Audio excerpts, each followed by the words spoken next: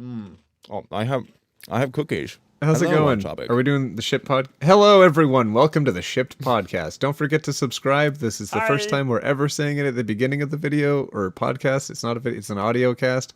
Subscribe if you feel like it, because I think it's pretty cool and I think it's well worthwhile. Click is eating cookies at the moment, so I am doing a little bit of an intro at the beginning of the video where I talk about the podcast. This is called the Shipped Podcast. For a lot of reasons.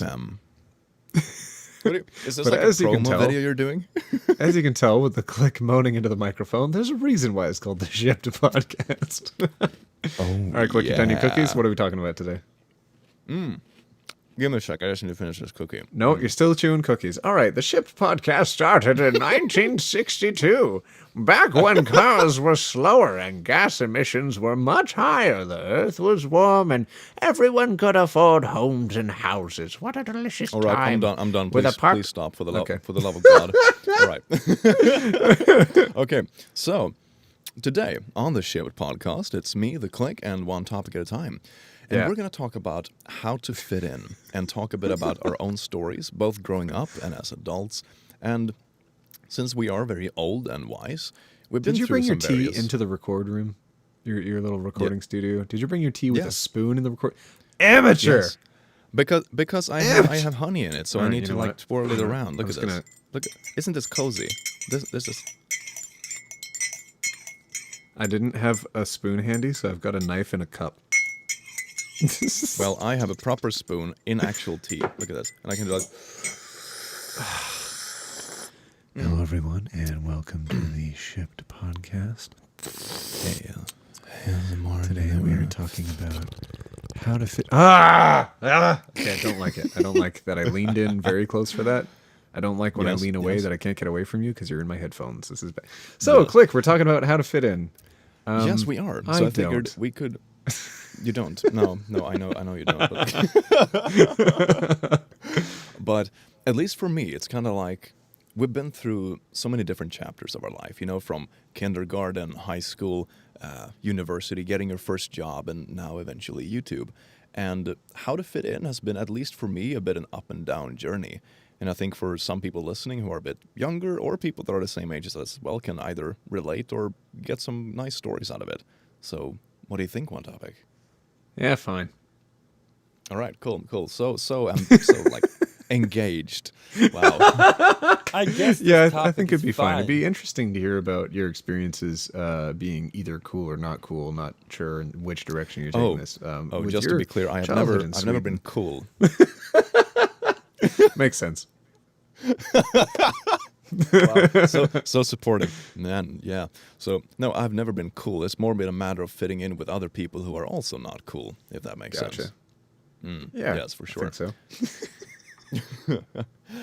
So when I was a kid, I was definitely not a popular kid back when I was young. We're talking now, we're like way back in the day, you know, when I was like 10 years old. I had a couple of my best friends, and we hung out all the time. But in the greater context of things, like in the school or in the class, I was far from the popular kid. I was also very tiny back then. You know, nowadays I'm pretty tall. People think I'm relatively large, you know. But back then I was super small. I hit puberty late. I wasn't a big dude. I was really tiny. People always thought I was like 2 years younger than my actual age because I was so small. So those pictures we're making for the thumbnails for this podcast are surprisingly accurate. And I was never cool. I was always kind of, you know, the class clown in one sense. So I think this whole entertainment thing I'm doing here was always a very natural step. It was always in the back of my mind. But that is not equivalent to being cool, rather the opposite. But then I think that I did not get cool until, well, cool unquote, until I reached like university. Because all the time until then, I didn't really fit in. The drives that made other people cool or confident or that kind of stuff, it wasn't stuff that interested me. Like, I didn't go to parties until I was 18 years old. I didn't drink or smoke. I didn't really have my way with the ladies until I probably was in my, 20s pretty much. That's when I started to get any kind of game or whatever you want to call it. I'm still an awkward little derp. So I think when I hit university, that's when finally I started to fit in, because people were suddenly, they didn't have the same kind of prestige, if that makes sense. They didn't care about this, skin deep appearance. It wasn't like, oh, I need to have this brand of clothes and, my Gucci handbag and drive to school in my fancy moped. That's a big thing where I come from, because they're too young to drive cars, but everyone has a moped. Yeah. So that was my experience growing up. So I suppose for people listening, that's like a small inspirational thing. I think very few people feel like they fit in when they're younger and growing up, but eventually you do find your place. And hopefully, if you're a bit out there, you will kind of converge towards that place by itself. It will come naturally with the years. How did you grow up? One topic. I know you're still childish, but you grew up physically at least. Oh, click.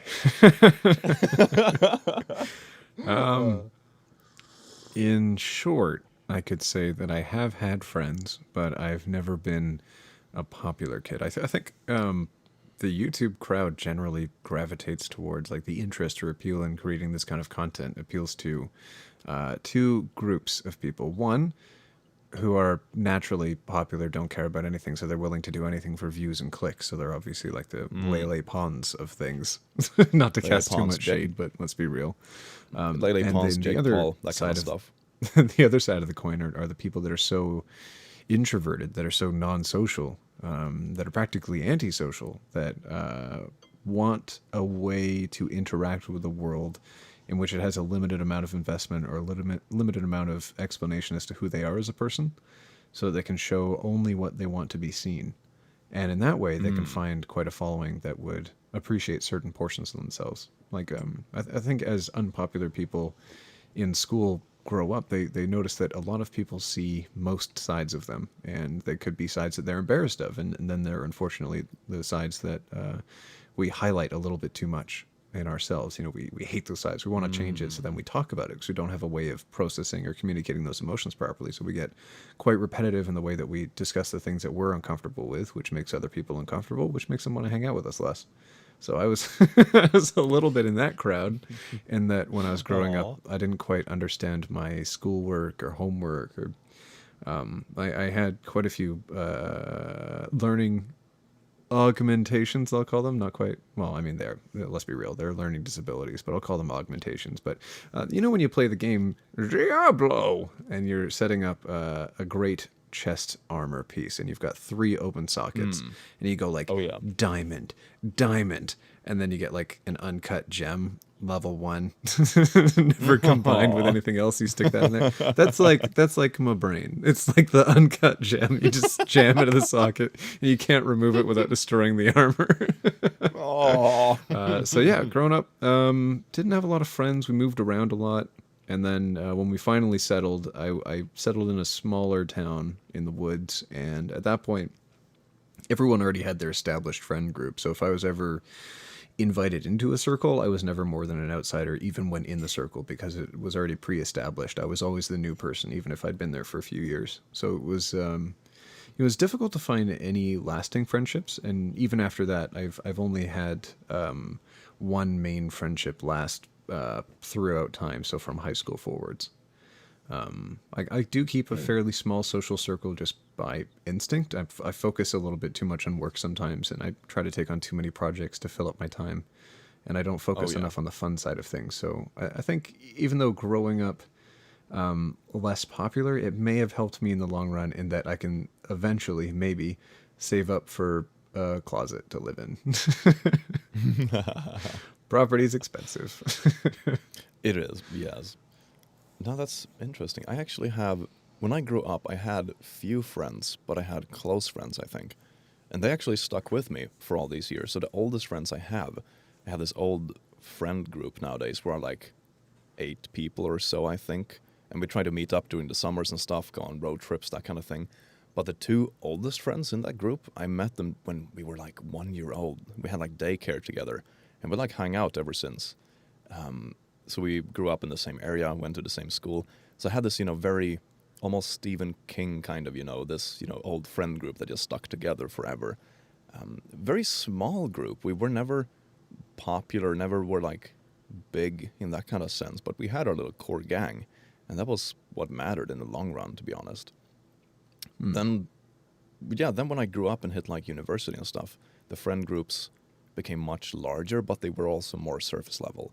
It's like when I moved on from university, when I graduated, you lose contact with 90% of all the people you used to hang out with, just because they were really fun to hang out with, but it wasn't at the level where you actively seek them out. It was like, oh yeah, we're happen to be in that same place, you're kind of fun, but it's not actually someone you call up on a Saturday. And that goes two ways. But I think fitting in is an interesting topic. That's something I felt very recently as well, because I graduated university where I felt that I fit in pretty well. I became a main character at the university pretty quickly. I was very invested in like the student life, that kind of stuff, had a lot of responsibilities, and when you do that, you also get a lot of the younger students looking up to you, which feels weird when you're on that receiving end of it, because it was just a couple of years ago you were the one looking up at the older students before you that had like the positions and did the things you wanted to do, and then you were suddenly there, and it's like, okay, I guess it's fun, but it's not like it's over romanticized. And then you have these younger students like, oh my God, you're a god. It's like, not really. I just drink a lot of beer. But then I graduated and I started working, and all of a sudden I did not fit in. It wasn't like anyone was mean, it wasn't like I was bullied or anything like that. I just did not fit in. It felt like the humor didn't land at the same place. Didn't have that much in common with most people. And that goes two ways as well, of course. It's not their fault, and it's not specifically my fault either. It just so happens that not everyone, will be best friends. You have different interests or different chemistry. But that was a big change for me. I think that was the most difficult part with getting out into the quote-unquote real world. It was all of a sudden I went from being like I don't want to say popular, but at least a character. I had my I had my reputation, and I had my group of friends in university, and all of a sudden I was working and I didn't know anybody, and very few people were even interested in getting to know me. So it was like, oh, well, this took a turn. But then I found YouTube, and all of a sudden I had people with similar interests that I could be open with about humor. If I crack an inappropriate joke here on YouTube, which I do occasionally, sometimes I make an inappropriate joke, not like every 2 minutes. No, not enough to take down your channel at all. No, of course not. No, I'm PG-13 Christian Minecraft server. That's my channel. So then all of a sudden I was hanging out with people that had the same interests, the same drives, and ambitious, wanted to start projects, wanted to do all this stuff, and that I could also joke around with and get to know on a bit deeper level.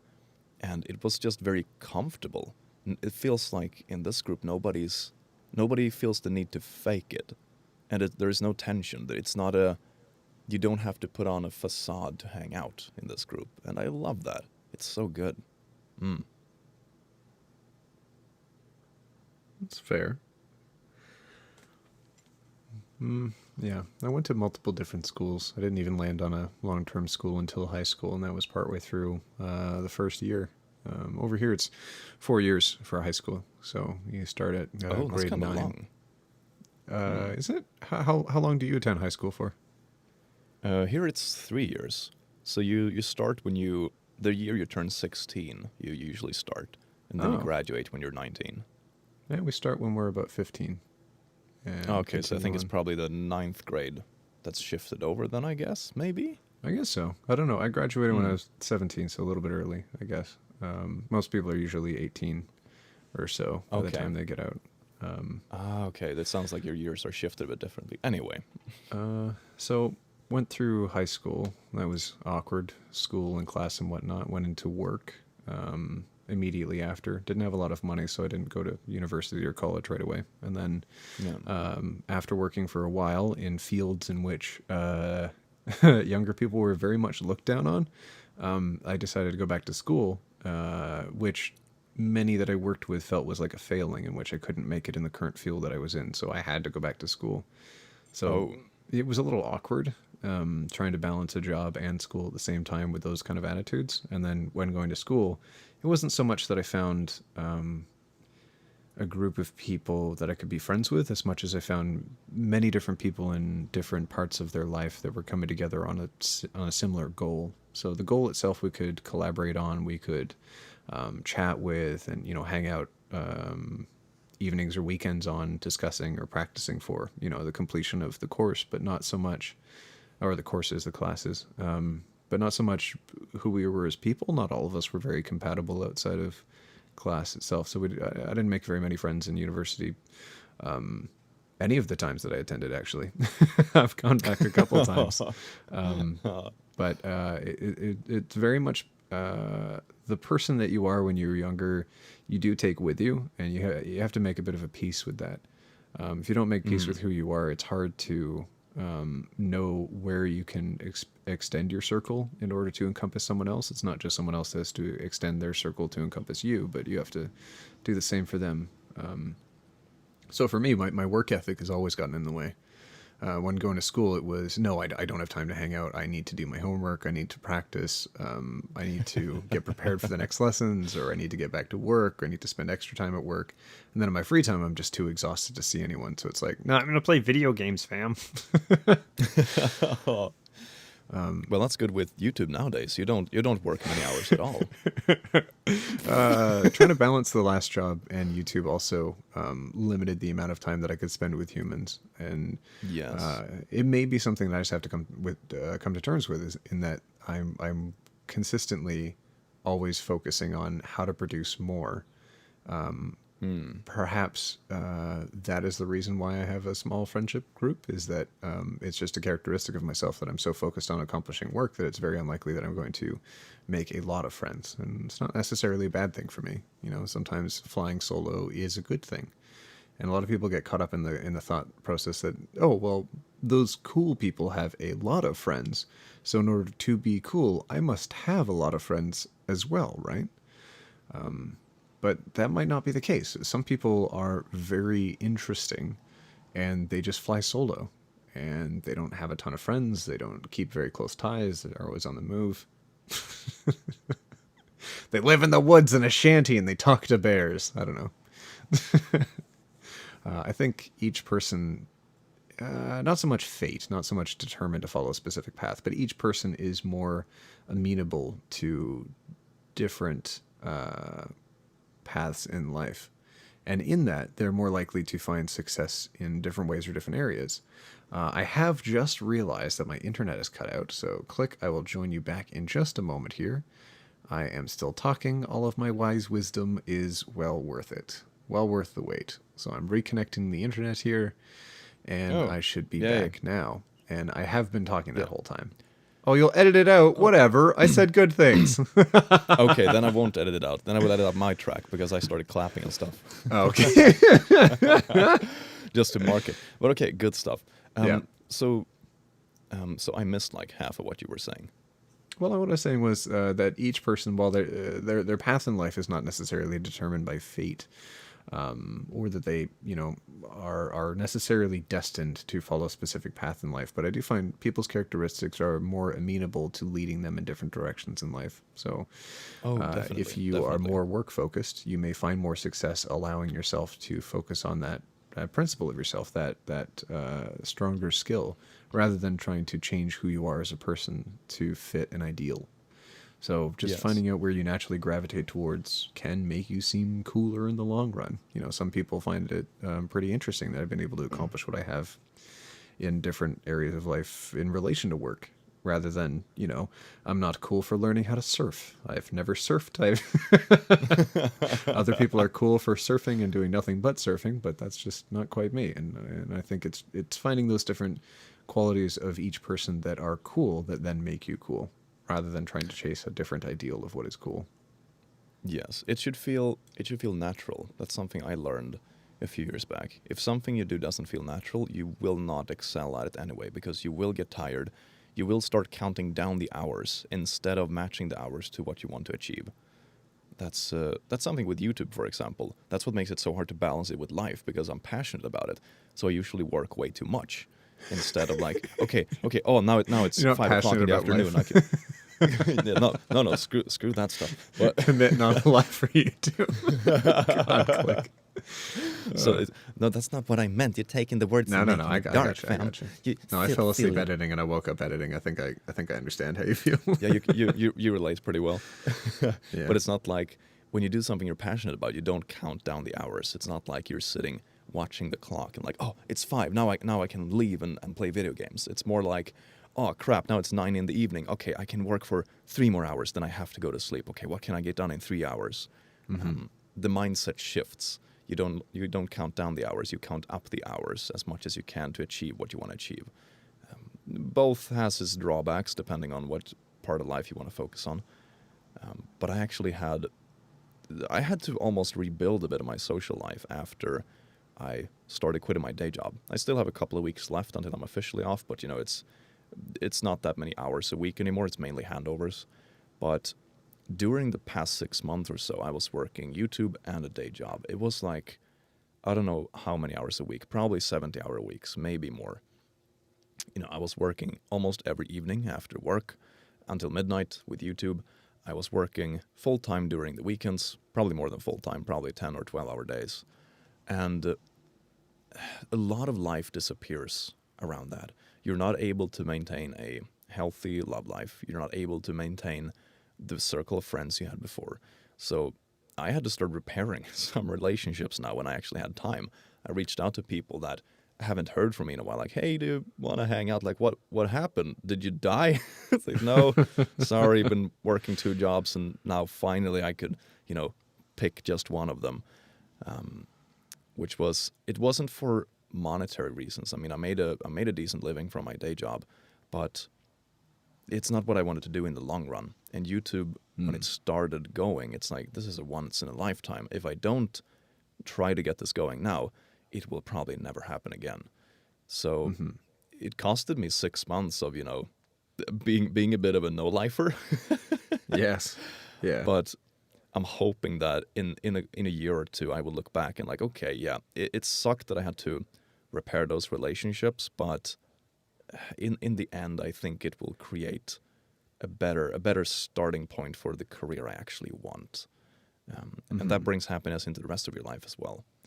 So that was something I noticed, but I think I've always had a very small circle of close friends, like people that actually know me, know what I'm about. It's very small, like say half a dozen or a dozen, something like that. And then I've usually had pretty large, like outer circles of friends, people that, I enjoy spending time with, but they don't know me on the deep level, so to say. We hang out, we laugh, we drink beer, but there's not much more than that. And I like that kind of stuff. It's fun, you can joke around, but I think it's good not to think that you need to be, the hashtag deep BFF fam with everyone you hang out with. I think it's healthy to realize that you can have both, and they're good in their separate ways. Sharing your deepest emotions and thoughts with everyone, it's kind of overwhelming. Yeah, it can be. Yeah, that's fair. I don't open myself up that often to too many people. There's only a couple people that I would say that I've been quite comfortable with over time. But I agree with your sentiment there that you can hang out with people and be social with people without necessarily spilling your entire life secrets. Like, you don't necessarily build value with a new person just by sharing everything that you've ever experienced ever. I find that a lot of people will try to message me with a lot of personal details and then feel that this is my life story. Exactly. I feel like there's a specific bond between us because of all the information that has been shared, but it's knowing the person around that information that makes you valuable. So that it can take a long time to develop a relationship with someone, or if you're both equally invested, it could take a very short time. But I know from my end, I am Not a cool person. And the newer friendships that I've made are going to be quite lasting, but because we've been able to share things equally, I think. Like yourself and I, we've only been talking since the end of November, and look at how close we are. We started a podcast Yeah. channel together. We're already part of Subscribe to Sad Milk. We're already part of Sad Milk. And through our interactions, I've met a whole bunch of interesting people. Heck, the whole Sad Milk crew. We're all becoming faster friends over time because I think we all have a similar characteristic in that we are all very driven people that want to accomplish something, and that something is our we're all dreams. basically, well, we're all entrepreneurial in the blood. That's pretty much what we are. We like having our freedom. We like having our passion projects, and we have a similar drive. It's very natural. Like if we all get in the same car, we all push in the same direction. Even though we're not the same people. You know, we notice that especially when we're recording. Like we all have our characteristics, but the energy still points in the same direction, and that is really important. But yeah, the deep And talks, man. it's being able to find friendships through finding those commonalities between people instead of trying to force something. Yes. If you see a group of popular kids and you're upset that you can't be part of that circle, it might be because you don't have whatever the defining similar characteristic it is to one another. And it might just be that they're sardonic people. They might just not be compatible with others like yourself because they don't have the same empathetic qualities that you do. Hanging out with them might not be complementary to what you want to accomplish or to who you are as a person. So I think a lot of people, and I'm guilty of it. I'm guilty of seeing the popular group in school and feeling miffed that I couldn't be involved in that I wouldn't be invited along. But it's not like every popular person is going to be not welcoming to you. It might be that you don't fit long term, and that's fine. You can create your own circle or have no circle. I think it's just being okay with where things are and who you are as a person. no matter makes the big difference. no matter who you are, you will always find people who are similar to you. And the easiest way to find them is to find common ground. Not every friendship you start off with common ground is going to be long lasting. I've had many, many friends over the years that's been like, oh, we have this thing in common. We start to hang out. After some time, we realize, oh, that was like the only thing we had in common. And then, the friendship kind of falls out over time. It's usually not anything dramatic. It's just that you hang out less and less, and eventually, there you go. The frequency drops until it reaches zero. But it's a good starting point to find a common ground. And if there is something more to fetch, you will usually find it kind of fast. You notice like, oh, we have this thing in common. Oh man, we also have the same thoughts about this and this. Oh, nice. We can have deep talks about this subject because we have a similar wavelength about it. And then you actually bond with someone. So Once you no find the matter who- commonalities, then you can talk about the stark differences that you have. Like if you have Exactly. a dark past, you're a strange, interesting individual, new to town, and you're quite the hooded figure. If you tell people as soon as you get to that town, this is the reason why I wear a hood and why I'm always on the run, people will be like, okay, well now I know you, so who cares? Yeah. And you're like, Overly No, that's dramatic. not all that I am. but you're presenting yourself that way. So that's not a cool thing to do. It's just No, being it's like, not an intro. I am the hooded figure, and I really like puzzles, like Sudoku. People be like, oh, I'm intrigued. I also like Sudoku. Let's talk about that. And then you can make your way to why you're wearing a hood. Then they'll be like, wow, now that I know so much about your character, I value this information. Yeah, then you can put it in context. But it's always very easy to find something you're both interested in. For example, I started talking with an editor that I'm looking into helping me a bit with my main channel because it's a lot of load to edit, like two or three channels yourself. So the conversation flew very smoothly because we were passionate about the same kind of market, even though we have vastly different roles when it comes to it. They work behind the scenes. They are big on like media creation, editing, marketing, that kind of stuff. I'm more of the front figure and manager, I guess. It still was like we started talking about, the YouTube scene, like how do you think it's going to develop, like so we like talked for probably 15 or 20 minutes straight just because we had a similar interest in like the YouTube marketplace. And then of course at this point I don't know if I have much more in common. I have no idea. I've never met them in person, but that's a very easy way of getting the conversation flowing, finding that point that both are genuinely interested in. And you notice that so well when someone tries to make conversation and the other person is not genuinely interested. If they give you short answers, like, okay, really? Oh, wow, yeah, oh, then they're probably not that interested. I've had it happen so many times to me, and every time I'm just sitting there like, please get the hint. I can listen to you because I'm polite, but this subject, I'm so not interested in this.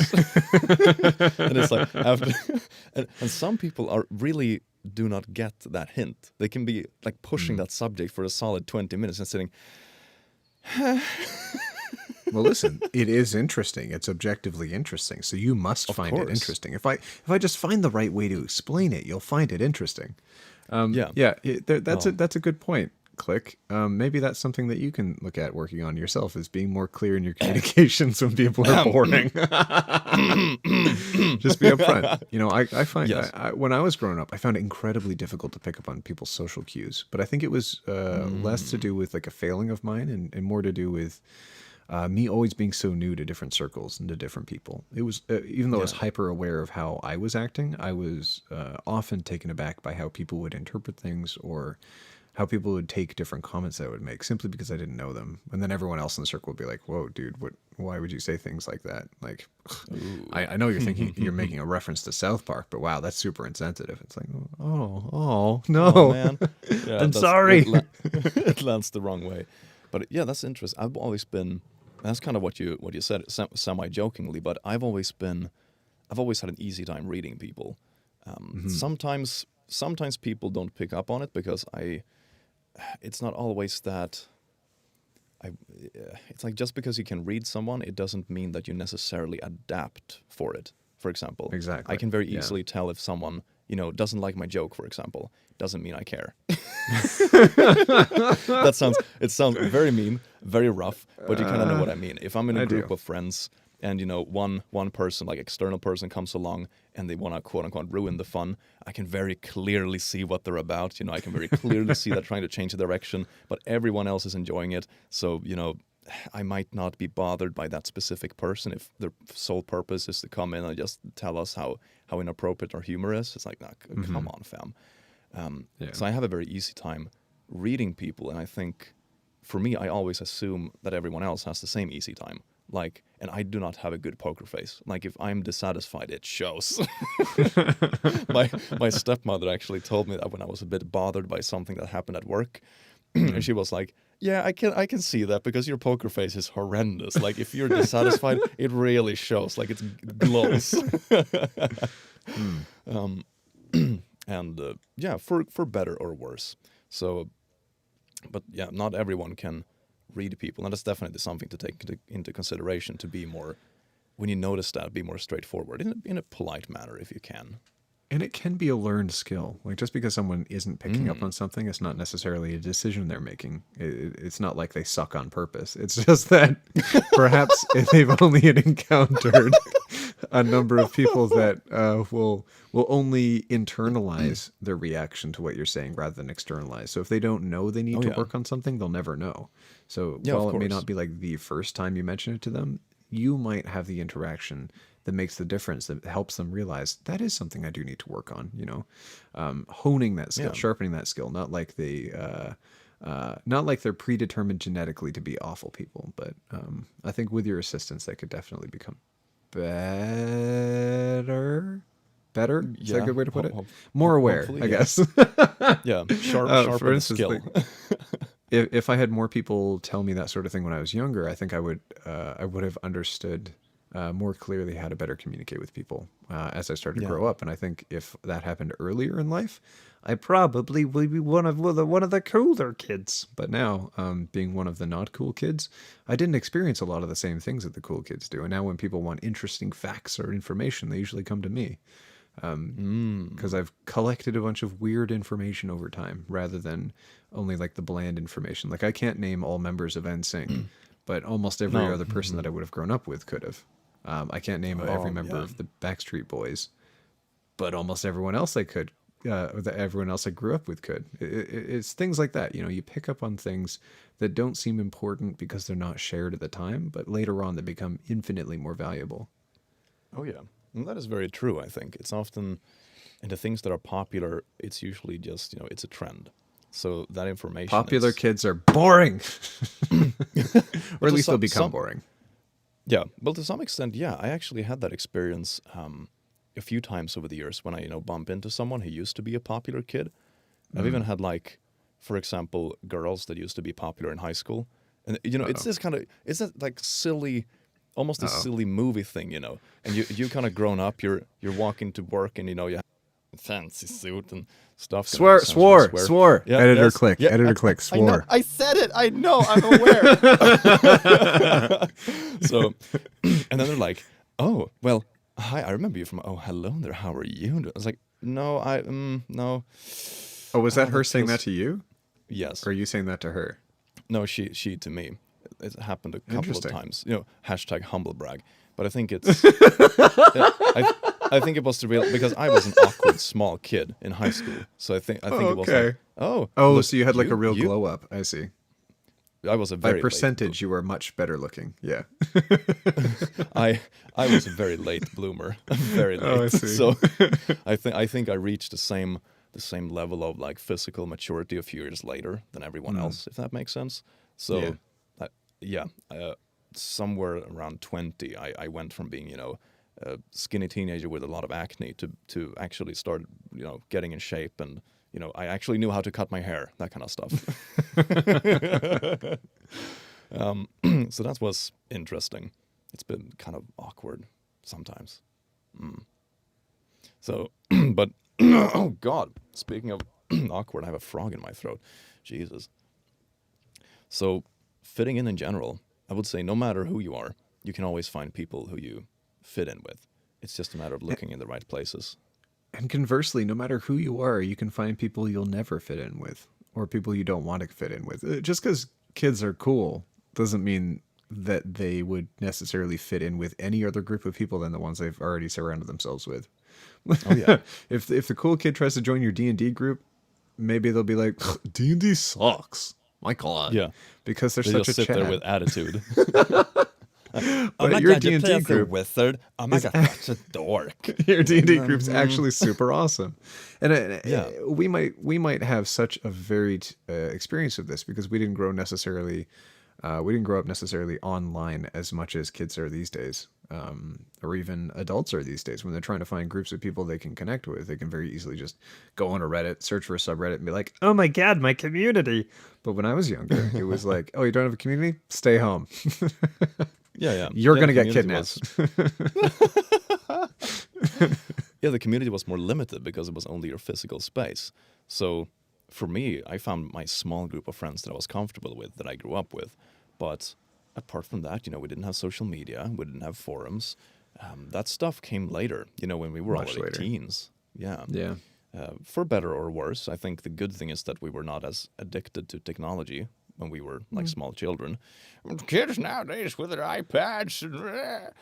I think kids nowadays but- will learn how to better moderate than the kids of previous generations. Like, sure, it's involved I in hope every so. aspect of their life, but now they can comfortably take a step away. Whereas when we were growing up, we had to tell people when we were signing off. Like, we're like, okay, talk to you tomorrow, and that would be like us turning off the internet. Yeah, it was like MSN or something. You close down the tab on Exactly. your computer, And It's there's like you're no longer option to do that now. connected. Yeah, you're always connected, which I find that so good when you go out to, for example, the countryside or something, and you just you leave the phone, you leave it in the car, or you leave it in the basement, or just turn it off. It's such a relief, just not having the phone with you and not being connected for like a day. It's such a relief. It really brings you down to just here and now. It's so valuable, and I can only It's do like- that it's when I almost- go camping because there's just no reception. yeah, there you go. Then it's like involuntary. Yeah. But it's almost like a detox, because sometimes I've noticed that I just sit with my phone for no reason. I'm connected. Okay, I'm gonna check my YouTube stats again. But you checked it 3 minutes before. How much do you think has actually happened? It's like no, but I can check it. Oh yeah, I maybe a got 2 lot. more subs. Oh yeah. It's like yeah. Huh? I'm guilty of that as well. I think it's the Yes. different ways in which we measure success, and you and I are very similar in that we're measuring a large aspect of our life's success on these small milestones. that constant affirmation that this was the right choice. Like, yes, we should definitely leave career jobs for this. Here's the proof. I need to remind myself every 3 minutes so I don't crumble into a little ball of despair. That sounds so dark. Oh, Is but it not true? it is. Yeah, it's true to some extent for sure. With such It's, work-driven individuals as ourselves, like throughout life, how many times have you not had more than one job at a time? Like it's been that Yeah. way for practically my entire working career, is having more than one job at a time. Yeah, at least more even than when I one. was studying, I was doing YouTube. I had voluntary things in the student life, and I also was working as a tutor at the same time, a math tutor. So also as assistant at the university actually as well. Goodness when I was gracious, the thinking about humble it. brags never end, do they? Oh, I was actually working as a Oh, super just casually, advanced tutor. yeah, so good Yeah. at school. I taught someone else how to do school while I was still at school. That's all. That's No, it was actually the tutoring we did was for like younger people, so mainly like high school. So it wasn't like I was Whatever, showing click. off, you know, super complex maths. Ah. Yes, there you go, fam. If you need math Oh yeah. lessons, If you're topic, so good at I'll- math, then yes, what are I'll the? hook- Then how do you calculate the what are the top? What are the biggest? Name me the periodic table if you're so good at math. That's not math. That's chemistry. Oh, you think you're so smart. Well, if you're so good at chemistry, show me how to play the piano. Yeah, that's right, you silly little rascal. Oh man, no, but that's been a part of my character that's always like dragged me in two very different directions. One part of me kind of likes, you know, the logic, problem solving, that kind of stuff, which is very fitting for what I did back in uni and stuff. But another part of me is very much into the creatives, like music or doing what we do here on YouTube. And it's been really difficult to balance those two in life because usually what that has meant for me is that I have, you know, one job that satisfies one part of it and another job that satisfies another part of it. So you just, instead of, you know, working 50-50, you work 100-100. That is exactly how it is. Oh, that's it speaks so much towards what I was doing and how I'm currently trying to approach things. It's just I've shifted the 100-100 between two passion projects to be 100-100 on one project. It's just I'm spending So that's 200% of my time on this. But at least it's more focused. You know, It you is. don't have to It feel is. like you're dragged in half. It's like you can do your thing. Even if you work too much, it's still easier to switch off to some extent because when you switch that one thing off, it's not an other thing that suddenly, you know, lights up. It's when you switch the one thing off, it's switched off and it's done. I think having that focus will have a big benefit in my life, but also being able to focus in on so much in on a specific thing that I'm this passionate about. I've been able to meet other people that are as passionate and build a friendship around that. So while I was doing this kind of in the dark on my own for a really long time, it ended not only a couple friendships but also a relationship. My passion around this, but then not necessarily based on my success. I mean, all of us would still be friends even if half of us didn't have channels. I mean, as Yeah, for sure. you as the example here yet again. When things happen to you, immediately we're all like, it doesn't matter if you have a channel or not. Like we're all still friends. Yeah. We're all still doing this together. Like let's figure out a way to make this still a thing for you, even if it's not the same thing. And Yeah. that's the thing. That's what friendship is. It's not all about one specific aspect of someone else's life and how you're compatible with that. It's about how to maintain a connection with a person, regardless of obstacles. Yeah, it means something more. It's just not only business. And I think that's the good thing that came out of my channel actually being taken down, even though it was a few very hellish weeks. It showed that this group that we have is actually closer than just collaborations. It's more than just sharing subs or, you know, doing weird collabs or shout outs or that kind of thing. It's actually like, hey, if something happens to the point that one of us can't even contribute anymore, we're still there for them. And I think that's a big security for all of us. And it feels more meaningful than just, you know, I'm sitting alone in a corner making YouTube videos. No, it's actually something bigger now. And that's nice. I think that also contributed a lot to the fact that, well, we both were willing to go full time, because it's not just us sitting alone in the basement anymore. It's like we have this bigger thing. We have a bunch of people that genuinely care for us. Yeah, all the checkboxes are marked. Let's do this. But hopefully it doesn't pretty cool happen to someone else. that by being ourselves, that is the thing that is helping us be successful. Even though throughout my entire life, if I could have changed who I was at any aspect, at any point of time, I would have leaped on that in a heartbeat. I would have become a very different person. I would have had different People qualities. love I you would- now, man. I mean, look at how They you interact do, with but your. how awkward is that? How can they love know- me if I I- don't I- love myself? I know they love me, obviously, but but I mean, look at the way I was actually surprised, because I hung out at your live stream one time when you were recording late at night when I just got up in the morning, and like the way Was you that like a interact 3 with your a.m. one? Yeah. yeah, something like that, and the way you recognize your core audience, you say hello to everyone. It's like, oh, I recognize your name, not even from Twitch. It was like, hey, I saw you in a YouTube comment. I know who you are. Welcome, fam. It's like, man, I can can do that. see. I can really see why you have more Patreons than I do, because you are so good at making individual people feel involved. And that Everyone that is. Yeah. The original people that have commented on the channel, I've kept in touch with a lot of them. Every video that I put up, I try to read through almost every single comment that gets posted. I don't reply to everyone anymore because that would take literally forever and I'd never make videos again. But I think that the reason why my channel exists is because of those people. So I'm eternally grateful to them. I'm constantly trying to give back as much as they've given to me. And while I'll That is never very meet good. that, I'll at least try to remember their names. But yeah, sometimes you're right. Like I don't always recognize their name from a specific place, like the same source that I'm seeing them on there, like on Twitch. I might have recognized their name from a tweet or from a YouTube comment, or sometimes I can recognize the way they type, and I'm like, you changed your name, and I know who you are. Ah, you use that funky punctuation. I've seen that before. There's a guy who's on his third name now. And I keep recognizing him every time he jumps in, but it's taken some time to. But you know, you get to learn these people. They're kind of like your little family. You know, That they they are. support your It's like- channel, you support them back. Of course, it's an online family. It's really sweet. I like that. I like how tight communities on this platform can actually get, and that's what I think I mentioned it in a previous episode. But that's the partial reason I love with YouTube.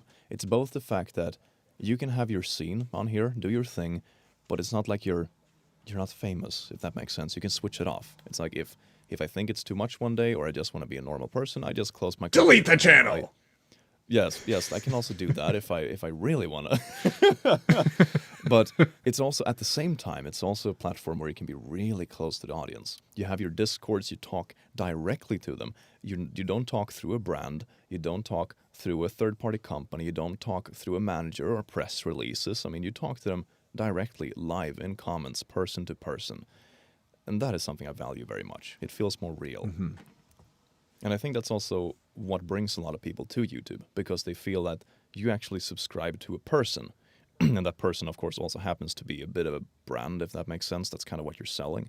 But you subscribe to a person and a personality. You don't subscribe to a Netflix, service. You don't subscribe to a TV channel. It's an actual person. It's a personality. It's someone who genuinely cares, hopefully at least. I can't wait for Orange is the New Black's new YouTube upload. No, I want to watch Cody Co. I want to watch Noel Miller. Show me more TMG. Show me more Danny Gonzalez. Yeah, there you go, fam. There you go. Yeah, I definitely follow people for their personality, and there's been times where I really enjoy people's content, and I don't like them. I don't like them as much as a person, and I stop Yeah. following them. then It's like, then you God, get you're so attached. interesting, but I don't like you. Yeah, then you fall out, because it's like Yeah. you can see a funny or well-produced video, and that will make you watch a few of their videos. But if their personality isn't captivating, you will forget about them as soon as the videos go out of your recommended feed. Yup. It do be like that. That's, for example, It do what be I like that noticed. sometimes. It do be like that. That's what I noticed with, for example, when I did the first No, I Get the Boat videos. Those were the things that pushed my channel to the next level, I guess. And of course, the majority of the people just, they saw a video that was like semi-trending, like, oh yeah, this is kind of funny, and I'll watch a couple of these. And then, when the meme hype was over, they kind of just forgot about it. but then a smaller percentage of that viewership actually came to the channel and stayed permanently. So there is a very big Like me. gap on YouTube. Yeah, like you. Hello there, Tapiki Wapiki. Yeah, I did So- not like. I'm not sure I understand. Hello. What? What? Do we have a guest?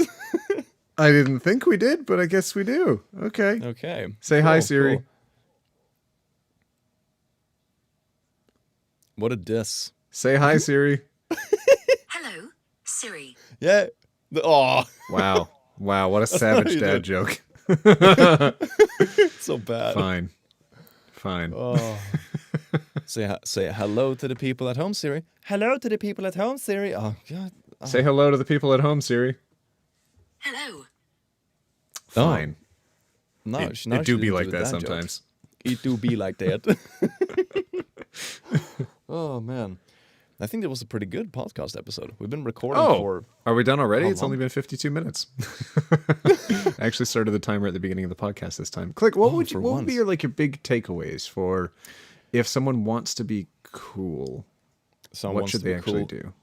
Yeah. Don't think about being cool. If I put it this way, the moments in my life where I have been considered quote unquote cool is when I'm in the right place at the right time. For example, when I was back in uni, I was probably considered one of the quote unquote cool kids because I did a lot of things in the student committees. I was seen in a lot of places. Younger students kind of came up to me and asked me a bunch of questions. I was probably considered a cool kid. By a objective standpoint, if the high school cool kids would have seen me, they would have thought I was the biggest dork ever. But it's all subjective. You are cool when people in that community you're in respects you or appreciates what you have to offer. I would say that's what makes you cool. And that changes when you grow up. The cool kids, for example, in high school or when you're younger, is usually kids that they're confident or mature for their age, kind of. But it's much more skin deep, I would say. But I would never have considered myself cool at any point in life. But I would say that's the more important part. Find somewhere that you feel that you belong and it feels natural and you contribute because you genuinely want to, not because you're chasing the cool, if that makes sense.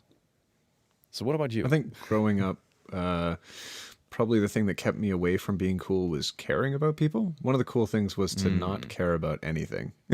yeah, oh, And God, I'm quite I an empathetic don't. person. I have a fair amount of emotions for people, and as much as I try to hide that, and I try to be like, "Well, I'm not crying at this movie. You're crying at this movie." Aw. Who didn't tear up at the first few minutes of Up? Let's be real. That was the I think Better Up love was story one than of Twilight. Up is one of the few movies I genuinely cried when I was watching. Oh, that's savage! And it was more than just her dying; it was everything. Okay, anyways, Everything no around it. I spoilers. think I probably teared up like 4 or 5 times during that video. I'm Yeah. that kind of person. I would say I'm pretty empathetic. I'm selective with who I share it with, but I'm a very empathetic person in the core. But I don't usually tear up at movies and stuff like that, for example. But Up was, oh my God. Oh, So, Jeez. so growing up where the valued component of being a cool person was the lack of feeling. I obviously was never going to be doing that. But then growing up, being compassionate towards people, and be understanding, quiet, and listening, that was more valued, especially in a workplace or in a large friend group. I can jump in, I can understand people, I can leave. And people will be like, wow, you know what? I look forward to my next conversation with them. But if you think back to Yeah. what makes those people cool in school, and then as an adult, you see them in the workplace, you're like, God, I hate that person. They're not cool. They're just Yes. being a mess. They're so loud. Yeah, they're a Will they douche. stop? Like, why don't they understand?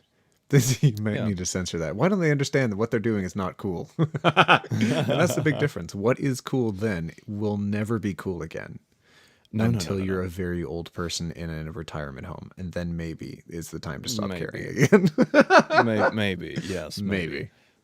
But I mean, yeah, it's often when you're younger, you don't have that reflective power, and you don't have a sense of reference. So if someone is like a bit arrogant, they're popular, they're kind of strutting around like they own the place, everyone's like, oh my God, they must be super cool. It's like that base, the base instinct kicking in. Like Oh my God, they look like an alpha. Oh, he's so cool. but when you grow up, It's doing a thing that no one else can do. And the Yeah, cool I people think that so. do a thing, which is to be raucous and annoying, because no one else can do it, because everyone else feels very awkward. They feel very dejected about it. But figure out the thing that you can do that no one else can. And it might be not like not a single other person can do it. It might be just a small group of you can do it, because that will be your valued quality later on. Even if it's that, Yes. even if it's creating amazing furry art, and you're like, I don't know if I can show anyone this. If that is the thing that you can do well, even if it's like 10% of where you want to be, work on that. If you're younger and you grow up working on your furry art and you get to like the 80% mark of where you want to be, that will be 400% ahead of anyone else. And everyone will look at that and be like, oh my God, even if it's not my thing, I can really respect that. So whatever and then you're passionate then about, you can work set on up that. a then you can set up a Patreon and make more than doctors. Furry artists make bank. They really do. They But a lot do. of the skills that I Jesus. had when I was younger, where they're like, you're never going to be able to get a job doing that. Now it is like the baseline for anyone's success online, is like doing the Yes. things that I was doing when I was younger. Yeah, pretty much. Yeah, the Video online market games. has no, but the online market has opened up so many things. Like I would not have thought when I was a teen, and I was like, yeah, I wonder what I will work with in my late 20s. I did not think I was gonna run, an online video sharing channel and do like podcasts and weird collabs where we laugh at memes. It's like Exactly. like, it didn't really exist back then. Click. I think this was a successful podcast. We don't want to break the record and go over an hour, do we? It might be an hour with 57 the minutes future fans. already. All right, let's do an outro. I think it's good. All right, so thank you for watching, everyone. I really hope you enjoyed this episode of the Shipped Podcast. Remember to subscribe and also check out our channels and Sad Milk if you want to be really sad. So other than that, I hope an amazing day, night time, or whatever times you live, and we will see you in the next episode. Take care. Mwah.